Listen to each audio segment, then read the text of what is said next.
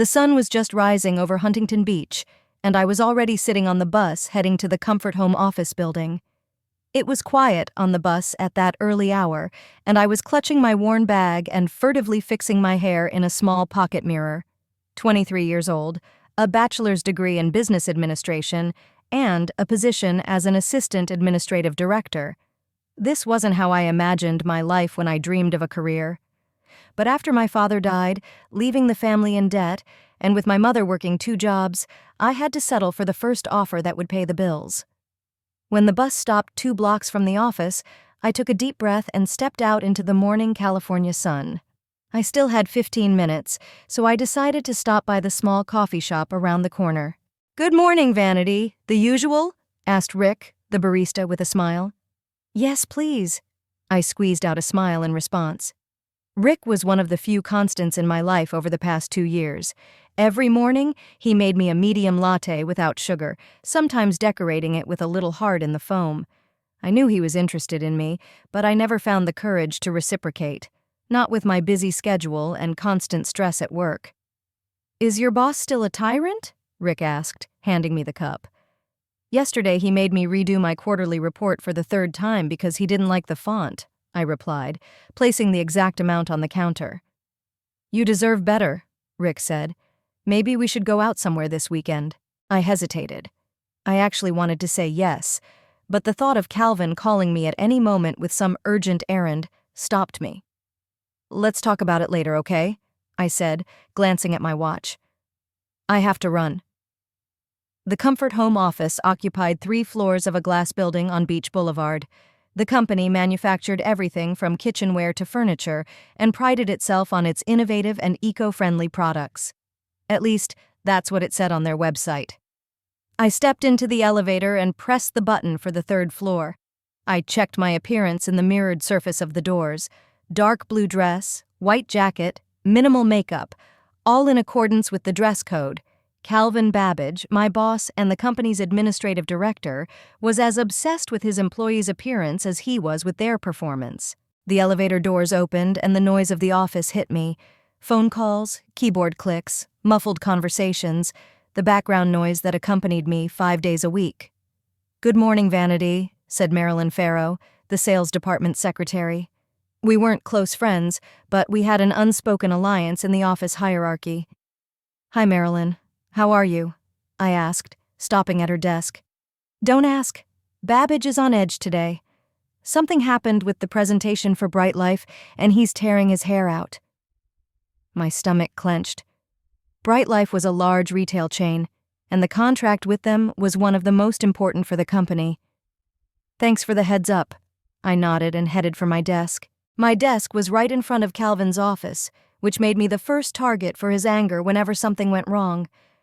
In my 2 years on the job, I had learned to predict his mood by the sound of his footsteps and the tone of his voice when he called my name. "Sutherland!"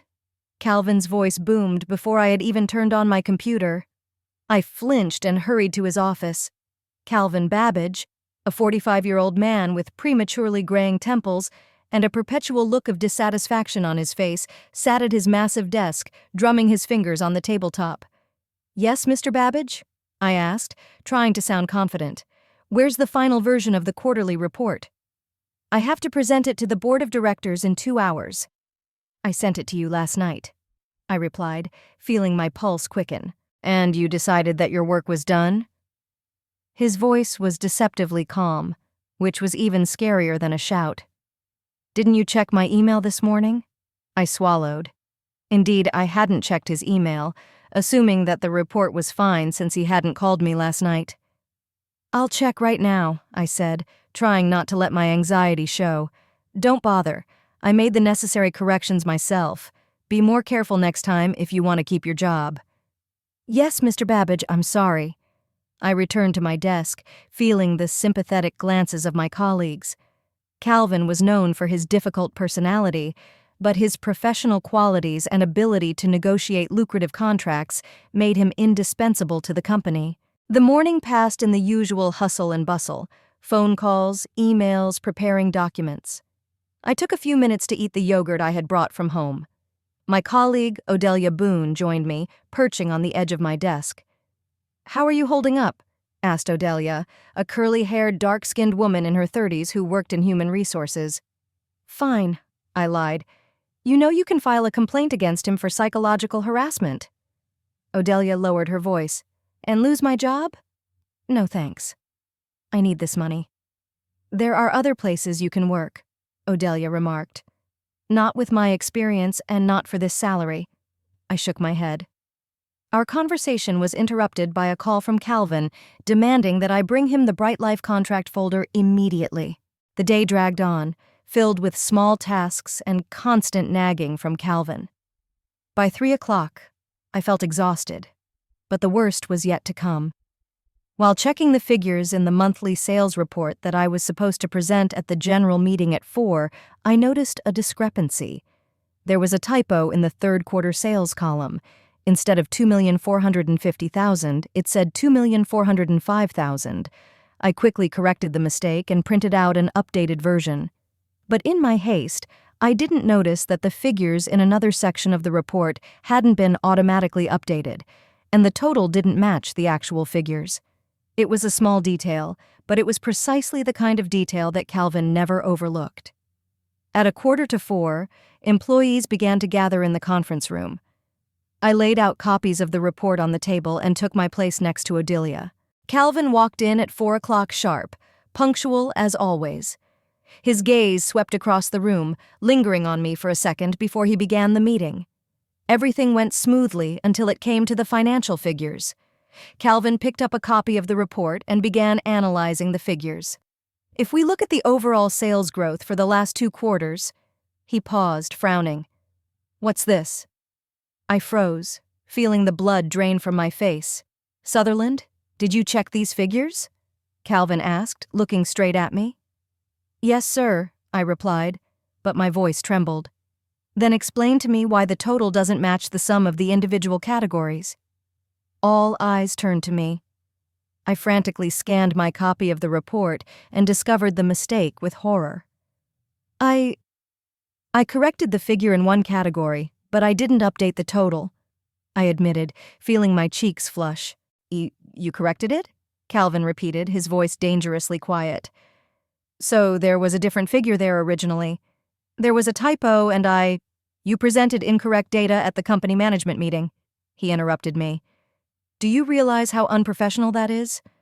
I'm sorry, it was a small? Calvin stood up, his face red with anger. We're discussing the company's financial results before a meeting with investors, and you call that a small mistake. I felt my eyes welling up with tears. I knew Calvin was right, and that made the situation even worse. I'll fix it right away, I said, trying to maintain my dignity. No, Calvin snapped. I'm sick and tired of your incompetence. This is the last straw. You've disgraced our company. You're fired. The room fell silent. I felt the ground slip away beneath my feet. I looked at Calvin, unable to believe that this was really happening. Mr. Babbage, I think this is too harsh a punishment for, Odelia began, but Calvin cut her off. This is not up for discussion. Sutherland, pack your things and leave the building by the end of the day. Security will escort you out. I stood up, my legs trembling. I could feel the eyes of my colleagues on me. Some looked sympathetic, some curious, and some like Taylor from marketing with poorly concealed satisfaction. As I packed my things into a small box, I fought back tears. 2 years of work, sleepless nights, missed weekends, all gone because of one stupid mistake. Odelia approached me as I was putting away my personal belongings. This isn't fair, she said quietly. You don't deserve this. Thanks, I whispered, not looking up. Listen, I can help you with references. I have contacts at several companies. I appreciate that, I really do, I interrupted her. But right now, I just want to get out of here. The security guard, a silent man with an impenetrable face, was waiting by my desk. I picked up the box and headed for the elevator without looking back. Several people tried to approach me and offer their sympathy, but I walked past them, afraid that if I stopped, I would burst into tears right there. In the elevator, I finally let the tears flow. My hands were shaking so badly that I could barely hold the box. When the doors opened on the first floor, I quickly wiped my eyes and took a deep breath, trying to regain my composure. But my efforts were in vain. As soon as I stepped outside, I felt the tears welling up again and desperately searched for a secluded spot where I could let my emotions out. I turned the corner of the building, hoping to find a bench or something similar, when I heard a quiet voice. "Vanity, wait, girl." I turned around and saw a short woman with gray hair pulled back into a tight bun. Estelle Pickering, the cleaning lady who had worked at Comfort Home since the company was founded. She always smiled warmly when we met in the hallways, and sometimes we exchanged a few words. But that was all. "Estelle," I tried to smile, but instead my lips trembled. "I saw what happened," she said, her kind brown eyes looking at me with sympathy. "It shouldn't have happened like that." "It's my fault," I shrugged, feeling tears welling up in my eyes again. "I made a mistake. Everyone makes mistakes." She shook her head. "But not everyone pays for them like that." She looked around as if to check that no one was watching us, then quickly slipped something into my hand. It was a small metal key, old-fashioned, with an intricate pattern on the head. "What's this?" I asked, looking at the key in surprise. "The time has come," Estelle whispered, squeezing my hand. "Babbage deserves what's coming to him. I don't understand." "You'll understand." She nodded with a mysterious smile. "Come to the office tomorrow evening after 9. I'll be waiting for you at the back entrance." "But my pass?" "I have a spare, don't worry about it." "Estelle, what's going on?" I looked at her in bewilderment. "I've worked at this company for 28 years, she said, her voice hardening. "I've seen Babbage humiliate people, reduce them to tears, destroy careers because of his ego, but now I have something that can put an end to it." I looked at the key in my hand, then back at Estelle. "What's this key for?" "It's for a safe," she replied. "There's a hidden safe behind a painting in Babbage's office. It contains documents that could destroy him." "But why are you giving them to me? Why don't you use them yourself?" Estelle smiled bitterly. "Who would believe an old cleaning lady? I'd just get fired and forgotten. But you're young, educated, you have a future, and now you have a reason." I hesitated. Part of me wanted to just return the key and run as far away from it all as possible, but another part, the part that still felt the burning shame of public humiliation, wanted to know more. "I don't know, Estelle." "Think about it." She took a step back. "Tomorrow at 9. If you don't come, I'll understand. But this could be your only chance for justice." She turned and walked quickly back to the building, leaving me standing there with the key in my hand and 1,000 questions in my head. The bus swayed over the bumps in the road as I stared out the window, unable to see the Huntington Beach landscape passing by. I clenched the small metal key in my hand so tightly that it dug into my palm, leaving a red mark. This little piece of metal had suddenly become a symbol of something bigger. Opportunity? Revenge? Justice? I hadn't decided yet. When I got off at my stop, I slowly made my way to the small apartment complex where I had been renting a room for the past 3 years. I didn't even want to climb the stairs. My legs felt like lead, as if all my strength had suddenly left me. When I finally opened the door to my one-room apartment, I was greeted by silence, which seemed particularly oppressive today. I put the box of my belongings on the kitchen table and sat down on the sofa without taking off my coat. My thoughts were jumbled and jumped from one thing to another, from my humiliating dismissal to the strange conversation with Estelle. Holding the key in front of my eyes, I examined it as if it could provide answers to all my questions. What did Estelle mean when she said that Babbage deserved what was coming to him, and what documents could be in that safe? Part of me wanted to forget about it all, throw away the key, and focus on finding a new job. But another part, the part I rarely listened to before, demanded action.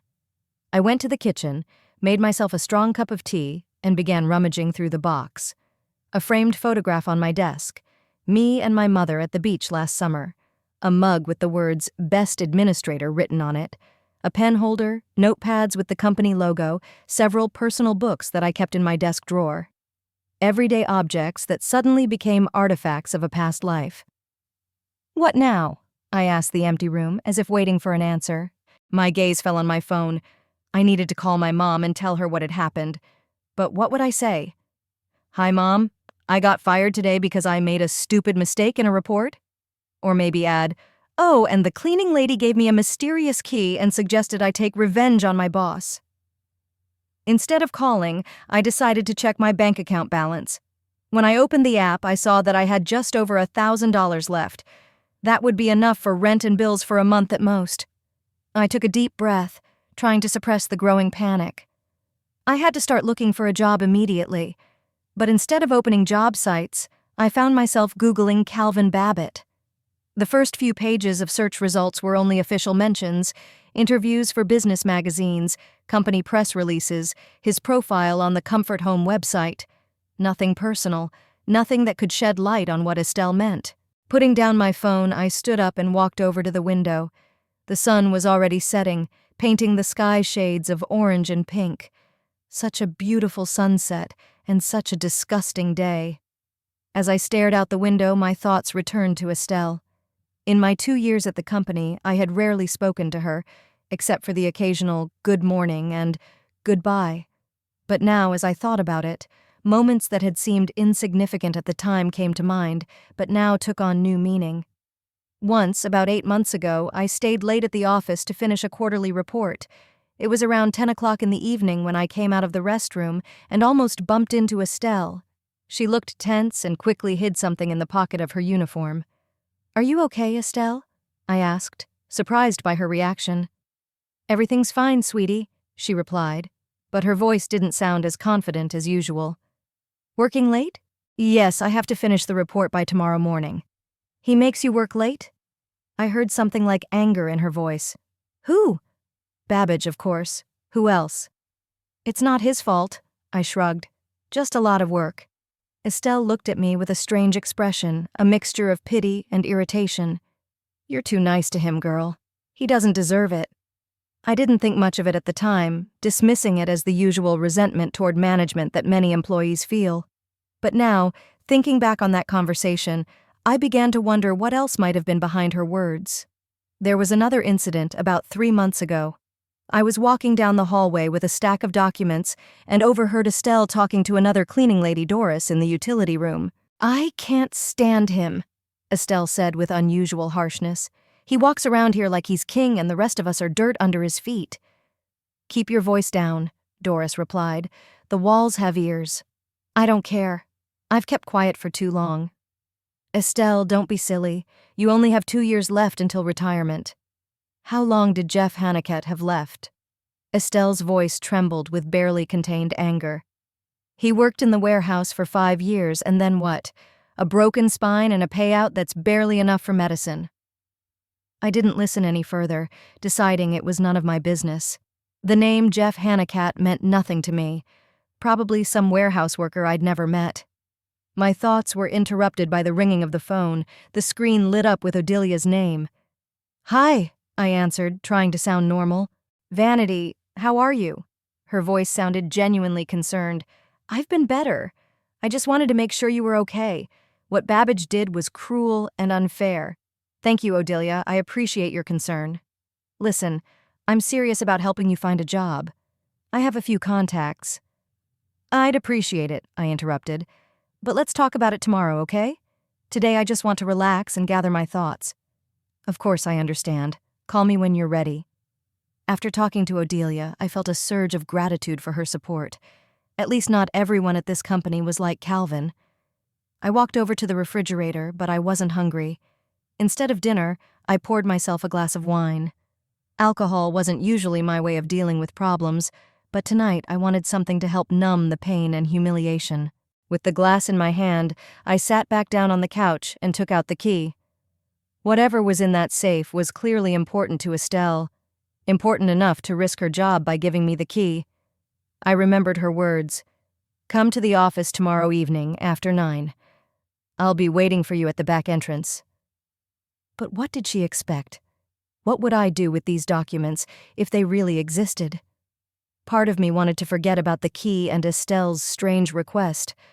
After all, I had more pressing problems: finding a new job, paying my bills, explaining to my mother why I no longer worked at Comfort Home. But another part of me, the part that still felt the burning shame of public humiliation, wanted to know what was behind this mystery. And maybe, deep down, I wanted revenge. I wanted Calvin Babbage to feel at least some of the humiliation I had felt. After finishing my wine, I took a shower and went to bed, but sleep would not come. I tossed and turned, my thoughts jumping from anxiety about the future to curiosity about the key. What if it was just a joke? Or a trap? What if Estelle had gone senile and the key didn't open any safe?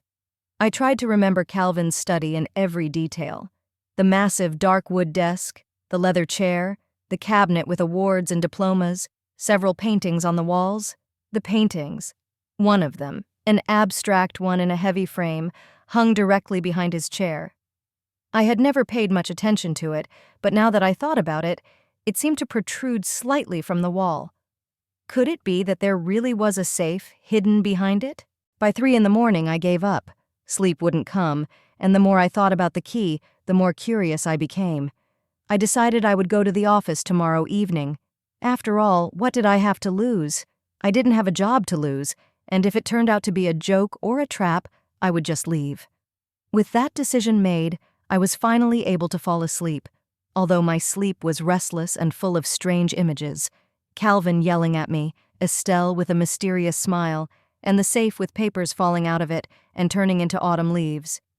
The morning greeted me with a headache and a dry mouth, the aftermath of wine and a sleepless night. I forced myself to get up, took 2 painkillers, and made coffee. Then I forced myself to eat some toast, even though I had no appetite. The day passed in a strange stupor. I updated my resume, sent out a few job applications, called my mom and lied that I had taken a week off. I didn't want to worry her, not now, when she had so many problems of her own. As evening approached, my resolve to go to the office waxed and waned. At 7:30, I finally decided I had to do it, if only to understand what Estelle had been talking about. I put on dark jeans, a black sweater, and sneakers, clothes I could quickly slip out of if something went wrong. At 8:30, I left the house and headed for the bus stop. The bus was almost empty, just a few tired faces returning home after a late shift. I sat there, clutching my key in my pocket, and looked out the window at the city lights passing by. When I got off at the stop near the office, I felt my heart start to beat faster. It's not too late to turn back, I told myself, but my legs were already carrying me toward the familiar building. I walked around the main entrance and headed to the back of the building where the service entrance for staff and deliveries was located. It was almost 9, and the street was deserted. I looked around nervously, feeling like a criminal, even though I hadn't done anything yet. Estelle was waiting for me as promised. She stood in the shadows, almost invisible in her dark uniform. "You came," she said, a hint of surprise in her voice. "To be honest, I wasn't sure you'd decide to come." "Me neither," I admitted, "but I want to know what you were talking about." Estelle nodded and took out a magnetic pass. "This entrance isn't covered by cameras, and I disabled the alarm in Babbage's office. He'll never know we were there." "Estelle, what are we looking for? What's in that safe?" "Documents," she replied curtly. "Proof that Babbage and the company's board knew about the safety issues at the plant and did nothing. Proof that they are responsible for the workers' injuries." I stared at her, not sure I understood. "What injuries are you talking about?" "Jeff Hannicat," she said, her eyes darkening. "My nephew. He worked in the warehouse 2 years ago. A forklift tipped over because of a faulty mechanism. Jeff is now paralyzed from the waist down." I remembered the conversation I had overheard between Estelle and Doris. Now it made sense. "I'm so sorry," I said sincerely. "But why do you think there are documents about this in Babbage's office?" "Because I saw him hide them," Estelle replied. "I clean his office every evening. 2 months ago, I saw him take a folder out of the safe. He didn't know I was in the next room. I heard Jeff's name and stopped to listen. Babbitt was talking to someone on the phone about the Hannicat problem and how they had covered it up." Estelle took a small paper envelope out of her pocket. "I made a copy of the key to his office that same day. But the safe, I didn't know how to open it until I saw Babbage enter the code and use the key. That was last week." She opened the service entrance door and motioned for me to enter. "Let's go. We need to be quick and careful." We walked through the empty first-floor hall to the service elevator. The building was quiet, except for the distant sound of a cleaning machine. "Won't the other cleaners see us?" I whispered. "No, I told them I was cleaning the third floor myself today." In the elevator, I felt my fear mix with adrenaline. What were we doing? Was this illegal? What if we got caught? But it was too late to back out. The third floor greeted us in semi-darkness, with only the emergency lights on. Estelle confidently led me to Calvin's office, and I was amazed at her calmness. "Aren't you scared?" I asked. "I am," she admitted, "but I'm more afraid that these people will get away with it. Jeff isn't the only one who suffered because of their negligence." We stopped in front of Calvin's office door. Estelle took out a key and opened the door. "We have about an hour before the night guard comes by," she said, turning on a small flashlight. I looked around. Calvin's office looked strange in the dim light, as if we weren't in an office building but in some strange museum. Estelle walked over to the painting behind Calvin's chair and carefully moved it aside.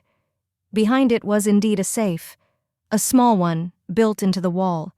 "He enters a code, then uses a key," Estelle said. I memorized the code, 46-25-92. I'm sure it's something related to his birthday or something personal. I walked over to the safe and entered the numbers. There was a soft click. Now it was time for the key. I took it out of my pocket and, with my heart in my mouth, inserted it into the keyhole. The key turned easily, and the safe door opened. Inside were several folders, a small box, and some documents. I carefully took out the folders and placed them on Calvin's desk. Estelle shone her flashlight while I opened the first folder. These were financial documents, something related to Calvin's personal investments. Nothing interesting. The second folder contained some contracts with suppliers. I began to think we had taken a risk when I opened the third folder. It was labeled Production Incidents, Internal Audit. Inside were reports of accidents at the company's production facilities and warehouses over the past 5 years. I started reading, and with each page, my horror and disgust grew. There were documents about several serious incidents, including the one involving Jeff Honeycutt. But what shocked me most were the internal memos attached to them. One of them, signed by Calvin, explicitly stated the need to minimize official incident reports and avoid costly equipment upgrades. Another discussed strategies for dealing with potentially problematic employees, those who might speak out about safety violations. "My God," I whispered, handing the documents to Estelle. They knew. They knew everything and did nothing. Estelle nodded, her face grim. "Now you understand why I couldn't keep quiet? Jeff wasn't the first, and if nothing changes, he won't be the last." I continued to look through the documents, and the picture became clearer. Comfort Home had been cutting corners on safety for years, ignoring warnings from inspectors and bribing inspectors. And when accidents happened, the company did everything it could to minimize compensation to the victims and avoid publicity. In one of the reports, I found the name of another victim, Miguel Esposito, a worker who suffered severe burns due to a malfunction in the cooling system. In an attached memo, Calvin suggested settling the matter with minimal financial outlay, given Esposito's immigration status. "Those bastards," I whispered, feeling anger rising inside me. "They used the fear of deportation to pay less?" Estelle put her hand on my shoulder. "Now you understand why I gave you the key? These documents must be made public. People need to know what's going on in this company." I nodded, still reeling from the revelation. My anger at Calvin for firing me now seemed insignificant compared to what he had done to these people. "What should we do with these documents?" I asked. "We need to make copies," Estelle said, "and then decide where to send them." I thought of several journalists who might be interested in this story.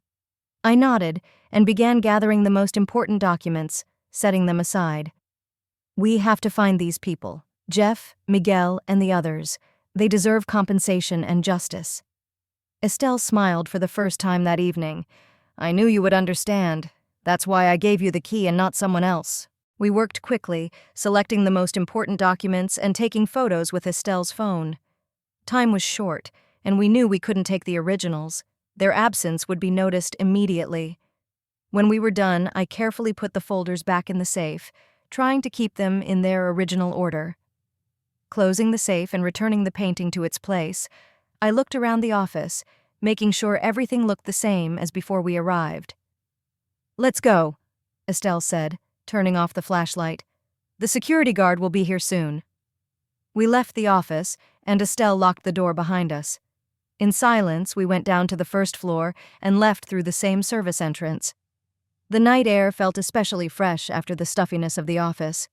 I took a deep breath, feeling a strange mixture of emotions: shock at what I had learned, anger at Calvin and company, and a strange, almost euphoric feeling that I was finally doing something really important. "What now?" I asked Estelle as we walked away from the building. "Now we plan our next move," she replied, her eyes shining with determination. "We have proof. Now we need allies." The next morning, I woke up feeling as if the previous night had been a strange dream. But the folder of photos of the documents we had copied onto my phone confirmed that it had all been real. I lay in bed, staring at the ceiling, trying to make sense of what I had learned.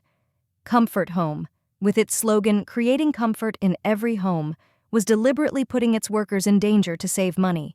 And Calvin Babbage, that pompous tyrant, wasn't just a nasty boss, he was a real criminal. I arranged to meet Estelle at a small cafe in the southern part of Huntington Beach, far enough away from the office that I wouldn't run into any former colleagues.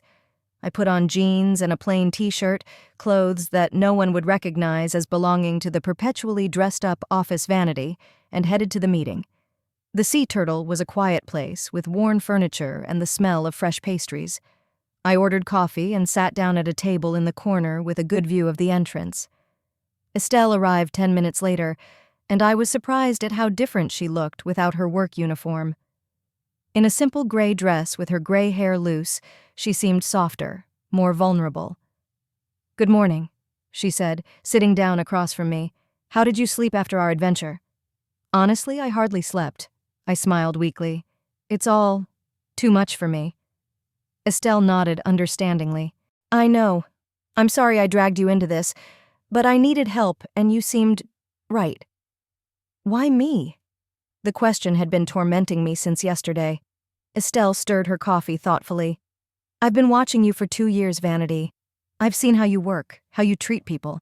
You're one of the few people in that office who always said hello to me and the other cleaners, who asked how we were doing." She paused.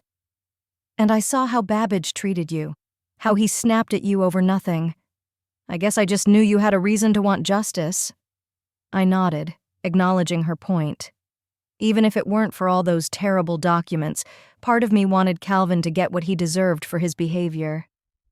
"Tell me more about your nephew," I asked. "About Jeff." Estelle's face softened as she began to talk about him. "Jeff is my younger sister's son. He's a good kid, always a hard worker. He started working at Comfort Home 5 years ago, right after college. He wanted to save up to open his own bike shop." She smiled sadly. "He's always loved bikes, fixing them for the whole neighborhood since he was a kid." Estelle took a sip of coffee, her eyes clouding over. "Then 2 years ago, this accident happened. Jeff was driving a forklift at the warehouse. The lifting mechanism failed, the forklift tipped over, and Jeff was crushed. A broken spine, spinal cord damage. The doctors said right away that he would never walk again." "I'm so sorry," I said, reaching out and squeezing her hand lightly. "The company claimed it was his fault, that he had violated safety regulations. They paid him compensation, but it was so little that it barely covered the first few months of treatment." Estelle's eyes narrowed. "But I knew it was a lie. Other warehouse workers said they had noticed problems with the forklift before, but management didn't respond to their complaints." "And then you saw those documents in Calvin's office," I finished for her. "Yes. I was cleaning his office when he took the call. At first I just went about my work, not listening. But then I heard Jeff's name, and that caught my attention. Babbitt was talking to someone from the legal department about how they managed to cover up the Honeycutt case." Her voice faltered. "He laughed, Vanity. He laughed about how they saved the company money by making Jeff take the fall." I felt a wave of anger rise within me. Calvin had always been arrogant and harsh, but I never thought he was capable of such heartlessness. From that day on, I started watching him more closely, Estelle continued. I eavesdropped on conversations and looked at the documents he left on his desk. I learned that Jeff's case was not an isolated one. There were other victims, and the company did everything it could to minimize its liability. We decided that I should contact Odile and carefully find out if she could be trusted, and then visit Jeff together that evening. We needed allies within the company and testimony from other victims. I called Odelia, trying to sound as casual as possible, and suggested we meet at a cafe near the office. She agreed, and at 5 p.m. we were sitting at a table in the green corner. "Babbage has always been tough, but lately he's gotten even worse," Odelia said, lowering her voice. "Since you left, he's been like a madman, yelling at everyone, nitpicking over every little thing." "To be honest, I'm not surprised," I replied. "But I don't think it's just his personality. I think he's hiding something." Odelia leaned closer. "What do you mean?" I took a deep breath. It was now or never. "Have you ever heard about the Jeff Honeycutt case? The warehouse worker who was in an accident with a forklift 2 years ago?" I showed her some photos of documents on my phone, and her face changed from disbelief to horror. "My God," she whispered finally. "Are these real documents? Where did you get them?" "It doesn't matter," I replied evasively. "What matters is what they show. The company deliberately put its employees in danger to save money." After a long conversation, Odelia agreed to help. She had access to the HR department's archives and promised to check Jeff's file and those of the other victims. We agreed that she would contact me in 2 days. That evening, Estelle and I went to see Jeff. He lived in a small, one-story house with a ramp instead of steps. Jeff turned out to be a young man in his 30s with an open face and attentive blue eyes. He greeted us in his wheelchair, but there was no trace of self-pity in his greeting. "Aunt Estelle told me what you found," he said when we settled into his modest but cozy living room. "I always knew the company was hiding something." I showed Jeff the documents, and his face darkened with anger. "They knew," he whispered, studying the malfunction reports. "They knew the forklift was defective, and they still made us work on it." Jeff agreed to help and suggested contacting Miguel Esposito and Luis Morales, the former shift supervisor who had been fired shortly after the accident for asking too many questions about safety. The next few days were a flurry of activity. Jeff contacted Miguel and Luis, and both agreed to help.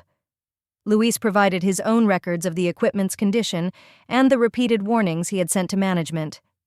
Odelia exceeded all expectations.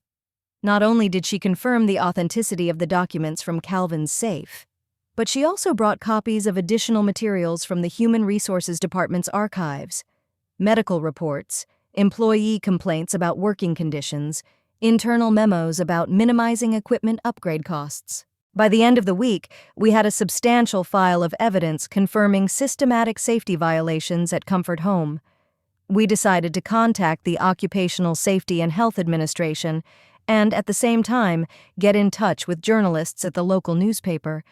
But just as we were ready to take the decisive step, Odelia called me late in the evening with alarming news. "Vanity, we have a problem. Babbage has requested access to the HR department's records. I think he suspects something." The next morning, I received an even more alarming call from Comfort Home's lawyer.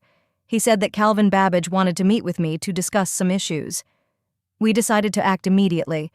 Odelia sent all the documents we had collected to the Occupational Safety and Health Administration marked urgent. Jeff contacted a reporter from the Huntington Beach Gazette, but Calvin wasn't going to wait. That same day, his dark car pulled up next to me as I was walking to the bus stop. "Get in, Vanity."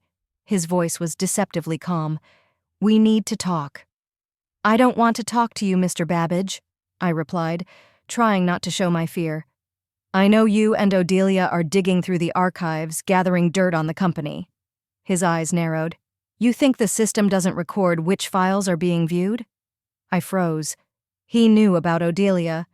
But did he know about Jeff, Estelle, and the others? "I don't know what you're talking about," I lied. "Listen to me carefully." His voice became quiet and threatening. "Honeycutt received the compensation he agreed to. The case is closed. And if you or anyone else tries to reopen it, the consequences will be unpleasant. For whom? For you or for the company? I couldn't contain my anger. He handed me his business card. My offer stands until tomorrow morning. $50,000 for all the documents and information about who else is involved. Call me if you decide to do the smart thing. As soon as Calvin left, I immediately contacted the others. We decided that now we had to act even faster and more carefully. The next morning, we all went to the local office of the Federal Labor Protection Agency. Inspector Ramsey was already waiting for us, and it seemed that he had already reviewed the documents sent by Odelia. "These are very serious allegations," he said, looking through our materials. "But the evidence is impressive. We will begin our investigation immediately." The next 2 weeks flew by. The Labor Protection Agency launched a surprise inspection of Comfort Home's production facilities. They found numerous safety violations that corroborated our allegations and suspended operations at the main production facility until the critical violations were corrected. At the same time, a journalist from the Huntington Beach Gazette published a series of exposés about the company based on our documents and interviews with Jeff, Miguel, and Luis. The story received widespread coverage and soon attracted the attention of major regional media outlets. Calvin Babbage tried to deny all the allegations and even threatened legal action, but the facts spoke for themselves. When regulators discovered that the company had bribed inspectors to cover up violations, Calvin's position became even more precarious. The Comfort Home Board of Directors convened an emergency meeting. A day later, it was announced that Calvin Babbage was stepping down for personal reasons and that the company was fully cooperating with the investigation and taking decisive steps to remedy the violations identified. But that was only the beginning.